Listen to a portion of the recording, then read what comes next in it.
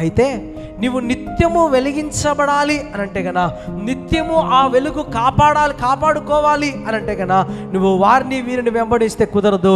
నీకోసం ప్రాణం పెట్టి తిరిగి లేచిన యేసు ప్రభుల వారినే నువ్వు వెంబడించాలి. నమ్మిన వారు చప్పలు కొట్టి ప్రభు నామాన్ని గణపరుద్దాం. హల్లెలూయా. ప్రియ సహోదరి సహోదరుడా, ఒక ప్రశ్న వేసుకుందాం. నువ్వు ఎవరిని వెంబడిస్తున్నావు? ఒకప్పుడు యేసుని వెంబడించిన వాడవే. ఒకప్పుడు ఇదిగో బుద్ధి లేని కన్యకలు కూడా ఒకప్పుడు బుద్ధి కలిగిన కన్యకలే. దివిటీలు పట్టుకున్నారు, దాంట్లో నూనె ఉంది, కానీ సిద్ధిలో నూనె ఏర్పాటు చేసుకోవాలనే జ్ఞానం వాళ్ళకి లేదు. అందుకే దేవుడు వారిని అంటున్నాడు, బుద్ధి లేని కన్యకలు. వీరుడు ఎందుకు దేవుడు బుద్ధి గల కన్యకలు అన్నాడో తెలుసా? వీరికి సిద్ధపాటు ఉందండి.